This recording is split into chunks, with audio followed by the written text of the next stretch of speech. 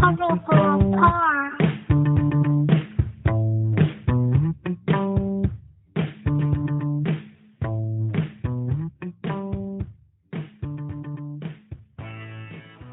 Hi, I'm Cass. I'm Kayle. And this is Rooted. Today we're going to be talking about faith in God's plan and not your own plan. This is going to be a good topic too, because I think as parents and just as believers, that's something that all of us innately struggle with. Before we dive all the way in though, I have not seen you much today, and you're my best friend. So, My best friend. What have you been up to today? Working and parenting. Working while parenting. So that's been fun. Ensuring that our daughter cleans her room. That's good. We had a little break from that while she was waiting for Grampy to bring her a snack from the market. I heard she got an ice cream cookie. She did, but that is not what she... Well, actually, this goes well with our topic today. She asked for the ice cream sandwich. Okay. And then she stopped and changed her mind and said, wait, I think I want a coffee cake. And he says, really? Yeah, no, I think, he's like, all right, well, I'll check and see if they have that. Mm-hmm. And that coffee cake decision was actually because she thought that there was a chance ice cream sandwiches wouldn't be there because it's the middle of winter in Maine. Hello? Who really wants an ice cream sandwich in the winter? I don't know, I'm not judging anyone who does. But anyway, she then, after waiting a while, because he didn't leave right away, so she was kind of in impatient mode already, in excitement for what she decided she was going to have, and she already pumped herself up now for the coffee cake. And he gets back, and he tells her that he got her broccoli, and her immediate response that I hear from many rooms away is, I didn't want that. And I'm like, oh no, this is not how we react to anything that we want or don't want. Well, the broccoli was supposed to be a joke, still the point of the matter. Either way, he got her an ice cream sandwich instead of the coffee cake. And it kind of had me thinking about how we react to when we expect something and get something different. And, well, obviously broccoli didn't actually happen. It had me thinking about the Christmas season. And you know, we all get so wrapped up in all of the presents and all of the stuff and what we expect to get. Or really, I mean, as a parent, it's more of what do my kids expect to get, right, and what is workable, what isn't. And as I paused, obviously spoke to Hazel about how we react to and how we behave, and being grateful for whatever it is that Grampy gets for us. It had me thinking about how we so often pray for our own plan in our life. You know, I pray for whatever's going on in school. I pray for all of the things that kids have going on, and you know, the little stuff, hockey, gymnastics, whatever. And then the bigger things, healing and finances, and all of those pieces are sometimes the coffee cake. Yeah. You know? And God's plan is, well, it probably should be broccoli, is the ice cream sandwich, right? And we sometimes lose grasp of praying and having faith that God's plan is what's for us. That's so spot on too, and I think there's a couple things I want to unpack from that. On my TikTok channel, I've been talking about the Christmas season a lot, obviously with it coming up. Yeah. And doing prayer videos to help us, especially as parents, to change our perspective, because especially in our country, in our culture, Christmas becomes this like debt incurring stress factory where we're constantly like, am I giving the kids the Christmas they deserve? Right. Or like our middle child wants a phone, all her friends have phones, like, is she gonna get the phone? Right. Like, that's what we're worried about. Right. And it's hard finding that balance as a parent when you're trying to break your kids out of that mold of thinking about these holidays that are so rooted in our faith and our traditions and why we do what we do and why we believe what we believe. Trying to break our kids out of the I want the new iPhone. I want a new bike. I want this. I want everything my friends have. Want. Give. Debt. You know, max out your credit cards kind of situation. When like that's not what this is about. But the balance struggle comes into play where you do still want them to have a Christmas that they get the things that they want. Right. So finding that middle ground is so hard. And so the videos I've been putting up are like, dude, help us, like, no matter what's under the tree, no matter who's at the table, no matter what's on the table, right? Like, if you're eating ramen this Christmas by yourself at your table, find a way to thank God for the birth of his son. Right. Because, like, that's what we're doing here. You know, but there's another thing that you said that I found interesting. It's not just the broccoli, coffee cake, ice cream sandwich, which blessing am I going to be grateful for? It was the timeline. Yeah. You said that she was growing impatient while she was waiting on her blessing. Right. And I think that is a trap that all of us fall into. You know, look back over the Bible when Abraham and Sarah were promised a son. How long did they have to wait? Right. I think they grew a little impatient. And it got to the point where they're being reminded by heavenly hosts, like, dude, God promised you this. Mm-hmm. Trust the plan. And Sarah laughs and was like, do you know how old I am? That's not possible. Yep. So how long in that hallway of unknowing when we can't see the next door, but we know God promised a blessing to come, whether it's broccoli or an ice cream sandwich or a coffee cake or whatever the blessing is, how often in that hallway do we get impatient and start implementing our own plans? Instead of waiting on our Isaac, we're actively planning on how to create our Ishmael. Yep, 100%. You know, it's funny, too, because we always look at it in hindsight and go, yeah, no, I had faith that this was going to happen when the plan that wasn't ours becomes something greater in life. And we go, yeah, no, I had faith. But we forget the moments where we were like, no, I'm wishing for something else. I'm praying that God's going to do that. I have faith that God's going to do this thing. You know, and we use... But we name it. Right. The thing. We Not name a the thing. Right. The thing. Right. Yeah. And there's so many examples biblically that cover this. And it's funny, in Hebrews, they reference Sarah's faith for the baby. Mm-hmm. But how long after?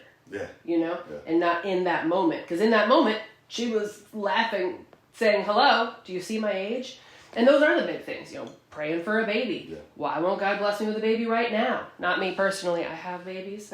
And I'm very good. But I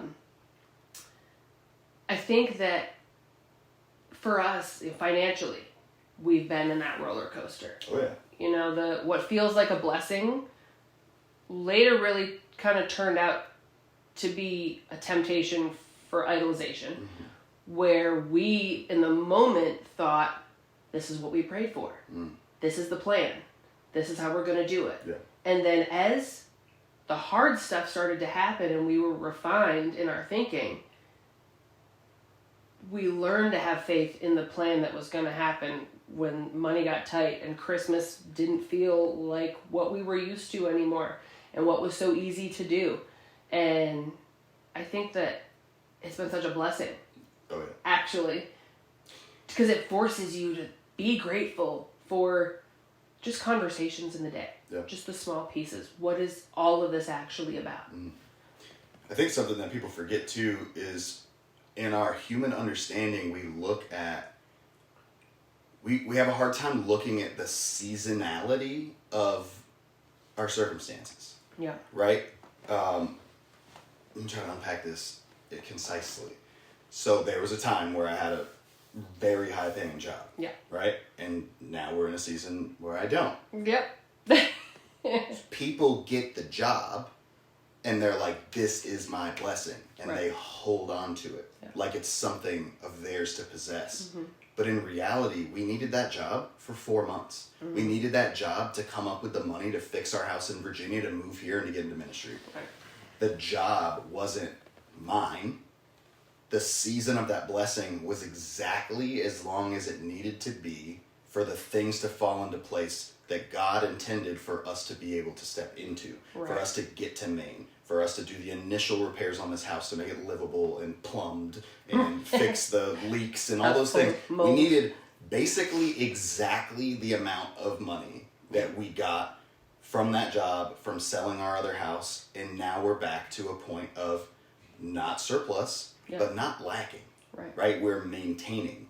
And like, I truly believe that that is the difference in our understanding and his understanding in that picture of what is your blessing? Is it for a week? Is it for your life? Because some people will be like, I don't understand. I prayed for this friendship. I prayed for this job. I prayed for this thing for so long and I got it. Then why did God take it away from me? And we have such narrow-sighted outlook on the time duration behind these things. The multifaceted, intricately woven plan of God's involves people and things and locations and employment that are all for different limited amount of times that all work together towards the plan, and we often can't see that. Right. And even in that, in your job, how many people did you interact with that maybe you had an impact on or that had an impact on you? And then the bigger blessing, I think, is the lesson learned. Oh, yeah. In that. Yep. So the first obvious physical blessing on earth, right? Our earthly blessing in that moment for that job, for that time frame was financially. It assisted us in doing what we needed to do to get where we were supposed to go that we didn't even realize was part of the bigger plan. Right. Even that decision was really more from my heart of going back to my roots after losing my mom and wanting to be somewhere that felt like home in my mind. Right? And then with that loss of the financial blessing after the fact was a bigger blessing. Yeah. Because there's such a removal of earthly desires once you learn to live without the thing you thought you had to have. And you can become grateful for how it impacts you in understanding how each piece moves together. And now that that part is gone, that one job is gone, it's allowed you to speak to so many other people and change what your entire plan is. And a ministry evolves from that. Every single time we deal with some level of loss, pain, not our plan, once that faith bubbles back up, and obviously we're human, right? There's a moment where we're going, oh man, how are we going to pay that bill? Oh, the electricity just got turned off. How are we going to handle that? We're scrounging together money. We're selling stuff we really don't need, honestly. And we're realizing that our value was placed in the wrong places. And then understanding the importance of relationships and parenting and our relationship. If what we're doing causes us to never see each other or our kids every single day for the sake of paying a bill, then is that God's plan? Is that something he would have really planned for? Or is that us wanting something so badly? Right. The bigger house, the nicer car, the big Christmas, whatever it is. And it's tenfold, right? It's in anything. It was with my college, right? In getting booted out of college a few years back for letting the grief of loss over a multitude of things take over my mindset. Yeah. I lost my ability to focus on anything. And so when I was told I had to be done and I could apply for amnesty later, my brain could not wrap around the idea that a Christian college where I was clearly supposed to be doing something for God and I couldn't figure out what yet wasn't part of the plan anymore. Yeah. How could God let that happen? But after losing that for so long and really digging through my grief and seeing how everything is attached and how one item affects another in my thinking and how it caused me to become the person that just didn't do the work anymore. I learned that I really was getting the degree or doing the college for the sake of the financial aspect or the certificate on the wall. And I had to have an accountability check on what I was doing this for. Sure. And once my heart posture changed to a faith in his plan, I'm now back. and now doing it for him, truly for him. And I think that that's really where we need to realize that in any moment of prayer for the thing, let us get through this college class, let us finish this degree, a child, whatever it is, a sickness, and sometimes it's praying for the health of a loved one and they don't make it. Yeah. And in those lessons, in those moments of loss, seeing how God's plan works so much bigger and replenishes who you are. I wouldn't be this version of myself right now if I hadn't lost my mom, if we hadn't lost our daughter, if I hadn't experienced Scarlett going through leukemia and chemotherapy and all of that, if I hadn't had to parent Elijah as the oldest, back burner child through all of this, just being a good, kind-hearted kid, right? I think there's just so many pieces that have come together in this puzzle, and it's exciting to think about what other pieces can fit if we step away from the worldly desires we so often have in our prayers. And well, God knows where our minds are set, right? We don't do it on purpose, I don't think. Like, I don't, at night when I pray every night we pray for Hazel and all of the children for safety and health. What if God's plan isn't safety or health that day, right? What are we willing to learn from that? What do we take from that?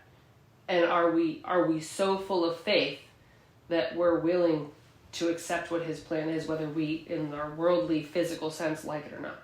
Right. You said a lot there, and that was all very spot on, too. Like, we talked about the employment thing, and obviously you just shared a bunch of different grief-filled situations, so it feels almost strange to use the employment thing as the example here, but that was my first opportunity to exercise my newly found faith when I lost that job. And I took a day. I was like, I'm going to go drive. I'll be back. Yeah. But I didn't make it down past the covered bridge a couple miles down the road before I felt this like, okay. I built my whole life around this job. I had spreadsheets with our projected finances out 5 years. I know. With this job. But there's something about coming to faith. You talk about heart posture, you talk about all these things, but when you come to faith and you say things in prayer like, search my heart and remove from me what no longer glorifies you or adds value to me, and then you immediately lose the job that allowed you to idolize money in a way where you stop tithing, you stop contributing, and you're hoarding, and like you're making spreadsheets to like track your bank account just to look at it. Right. All of a sudden, it's gone. Right. Yeah. But you talk about heart posture too, and I think that a lot of people say in prayer the answers are like yes or not yet, right? Rarely ever is prayer no. And I think that's the answer to prayer, rather. And I think that might be a slippery slope conversationally and biblically, but with your college situation, when you got pulled out of it, that was a not yet. It wasn't a we're not doing this. It was a this would be beneficial, but you're not bringing me glory doing this, so we're not going to do this yet. Right? Like when Nebuchadnezzar got sent out, he was in charge of the whole kingdom, and he was warned that God was the reason why it was what it was. Right? And they were like, I forget the prophet now who spoke to him. Isaiah was like, was it Isaiah? I don't know. Whatever. I don't remember. A prophet came up to him and was like, yo, you need to understand that the only reason why you are where you are is because of God. Like, don't make this about yourself. And then he went up and stood and looked over everything that he built and went, look what I did. Look at me. Yeah. And so God sent him away. And the punishment wasn't for this amount of days, right? Or for this amount of time. It was, you will be banished and live among the animals and live like they do until you are willing to give God the glory. Yeah. And once he realized, gave God the glory and repented, his kingdom was restored to him, right? That was a not yet moment. Right. It was a, I'm going to remove the blessing that you're squandering, and we'll talk about giving it back to you when you can figure out what's really important and who is really important. I thought there's examples filled all throughout the Bible about people losing their blessing because they're mismanaging it, and not giving credit where credit's due. Yeah. And it's so easy in things in grief, in losing jobs, in all these different situations, in Christmas, in parenting, to not have God at the center. And it's a slow drift sometimes, right? You start with God at the center, and then the paycheck starts to pull you this way, and you start looking at the next promotion and what you have to do for this, and the next degree and whatever, and 2 degrees off course for 2 years puts you on a different continent. Yeah. But God has a really good way of slowing you down. Mm-hmm. And in my life, I've learned, and this is just my opinion, but my life was filled with all these things, and God was like nowhere to be found, but I hadn't made room in my like backpack of my life for God to even fit into the picture, right? Like my backpack was full. Right. And so God, one by one, started just gently, and sometimes not gently, removing items from my backpack. Yeah. Right? For me to see that none of these things that brought me what I thought was peace and comfort and safety, none of those really did that. Right? Whether that was alcohol, whether that was medications, whether that was a specific job, no matter what the thing was that I was using as my God, my safety, my peace, my comfort, one by one got removed until I had nothing other than like our relationship and our children, but I had no external things that were comforting, that were peaceful, or that brought me joy or purpose until I fell on my face and was like, okay, I get it now. Right. You are the peace. You are the comfort. You are the purpose. None of those things ever were. I want you being the only thing in my backpack. Right. You know what I'm saying? Like, I don't know. Watching God take all the pawns off the table until all you can see is the king changes everything. Yeah. But you have to stay on course. And I think that's a big struggle when we talk about God's plan versus our plan. Because like you were saying, people will say, oh, I trust God in this. I have complete faith that God will give me this exact job at this exact company for this salary, working remotely, and you're putting parameters around God's plan. It's not his plan anymore, right? Right. Trusting God is even if, not what if. It's not. It's no matter what job. Even if no job. If God gives me the shovel, I'll make the hole. Yeah. I don't need him to dig for me. You know, we fence in God's plan with our own fence posts of expectations. Yeah. You know? Yeah. No, I think that that's exactly what we lose sight of daily. Yeah. Because we're human. Right. Right? And as parents, it becomes difficult because, well, we go, oh, I need to make this much to pay for these bills that we've already set ourselves up for, right? A mortgage and a car payment, right? A loan, not even including the rest of the things that we have. You start to plan. Yeah. It's ingrained in us since we were young. Mm-hmm. You're in school, you get into high school, and they're like, okay, well, what are you going to major in college? What are you going to do? What's your plan? How are you going to survive? Not saying you don't have a plan. God didn't give us brains to not use them. Sure. It's not what I'm saying. We should be using our thought processes, but while we're doing it, giving it to God. Mm. So in parenting and trying to remind kids in the small things, like a bad grade or a tough essay or a project or being way far behind in art class. That felt oddly specific. Elijah. In that, it's so easy to go, okay, pray about it. Just pray about it. You know, give yourself rest, go get some fresh air, go talk to God, and see how you feel and what presents itself to you. And then for them to come back inside the house and we're inside talking about finances or Christmas or whatever. And having to remind myself of the advice I just gave to my children to say, you know what? I'm okay with that not working out the way I planned. And that's why Isaiah was in my head, because of Hezekiah. Mm-hmm. When the Babylonians were going to take over. And he tells Isaiah, okay. He was okay with it. Yeah. No big deal. My sons are going to go into exile. No problem. There'll be peace then.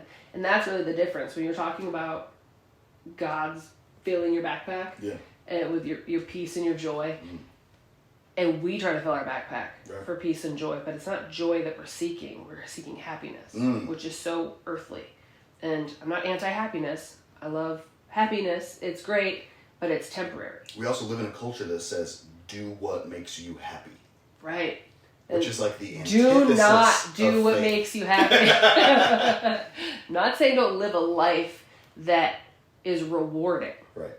In fact, I think that we all focus too much on, I gotta have a job that will make me enough money that makes me happy. Right. Instead of, I want to do something to survive with my family that brings reward and joy and peace and life lessons. And how different are we now comparatively, right? From our, back 5-6 years ago, maybe more, my thought was, man, I hope sometime I could afford some red bottom shoes so I can go into the office. And like, I wanted to feel I want to be seen in my I want to important be stuff. powerful in my job. I want to be so good that people see that I'm the embodiment of success. Right. My degrees, my shoes, whatever it is.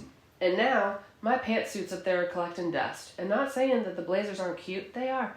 But in the scheme of things, I had lost what was really important. And now my goal is just so different. It's my to be goal, powerless. I sat here before the podcast and thought, maybe I'll wear pajama pants during that. Who am I? Very different. But that's for happiness, not joy. Although, I mean, it's pretty close. Pajama pants are comfy. The big difference, right, is happiness is a feeling, like hunger. Right. It can be satisfied, and then in a few hours, you are craving it again. Yeah. Because it's a fleeting, right, almost physical, dopamine. Right. Yeah. But joy is a way of living. Like when the Bible says you'll know them by your fruits, and then you get into the fruits of the Spirit, joy is one of them. And it doesn't say happiness. Right.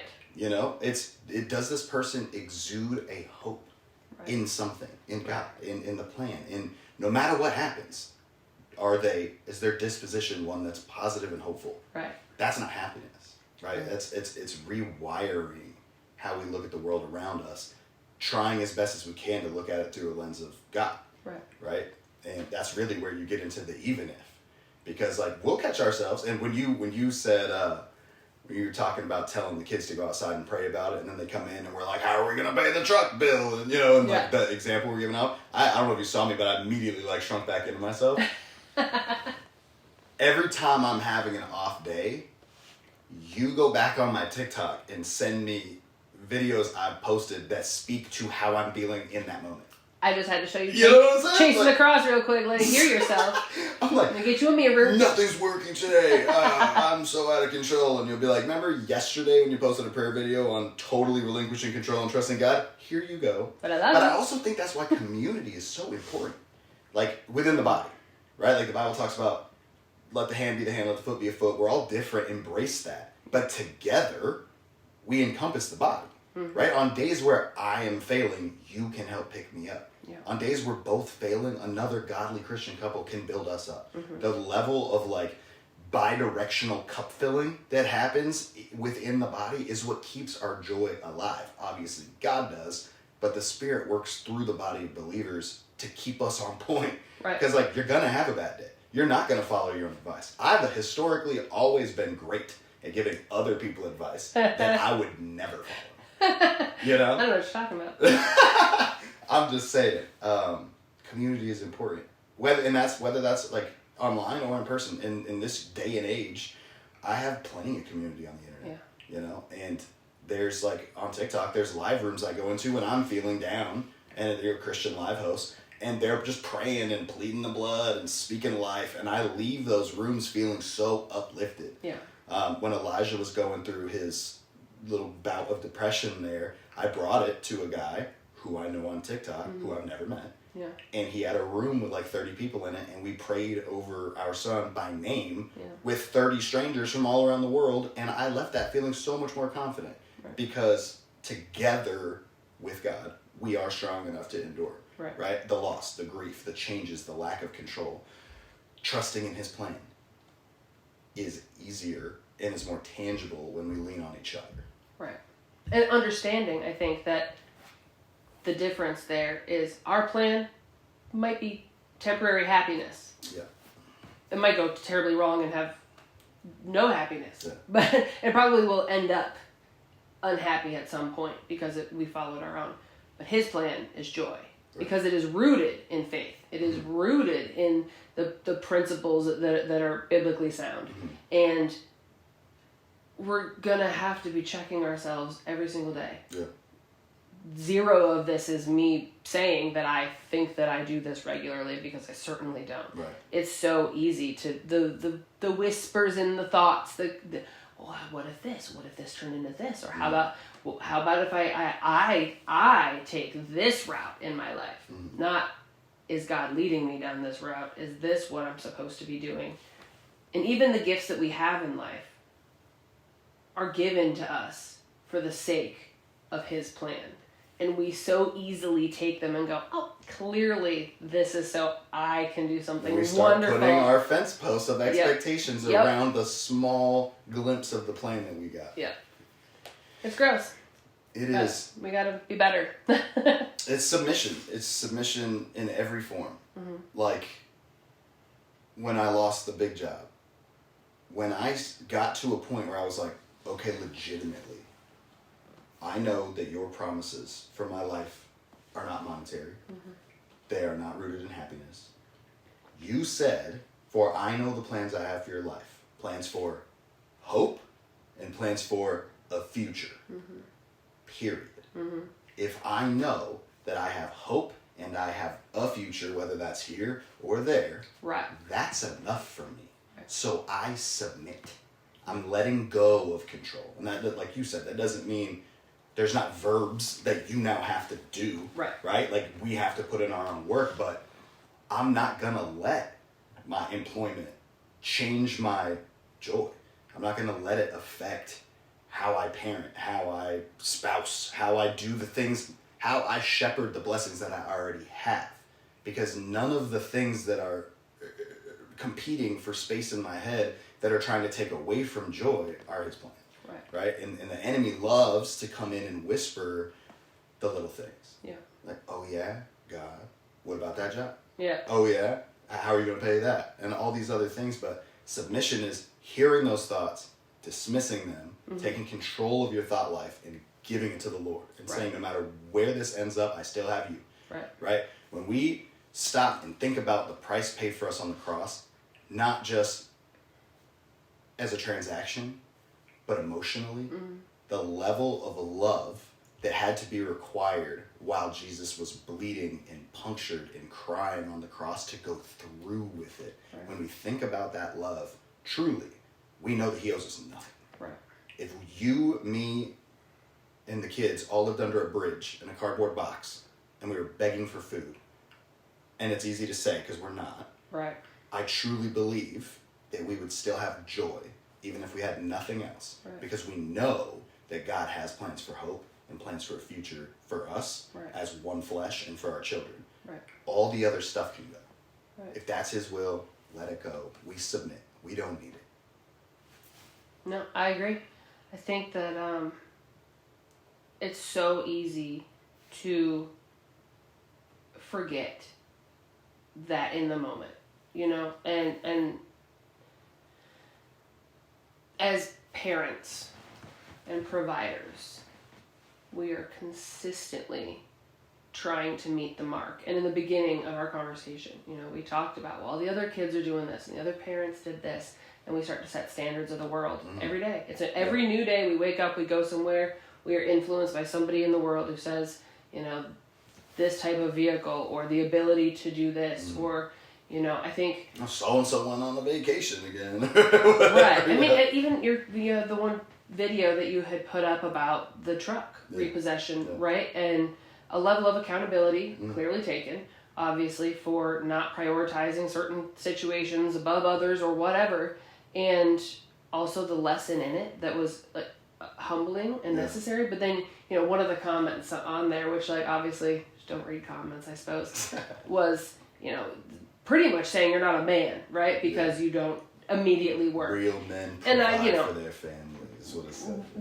Right. And there's 1,000 ways we could have responded. Obviously, silence, I think, was probably golden in that. But I bring that up because that even that was a nugget of the world saying, this is the standard. Right. This is what happened to you, and this is why, because you're not man enough, or whatever. Yeah. And it was funny to me because all of the retorts that I have in my spicy mind of mine, I kept to myself. Yeah. But that's the Holy Spirit, right there.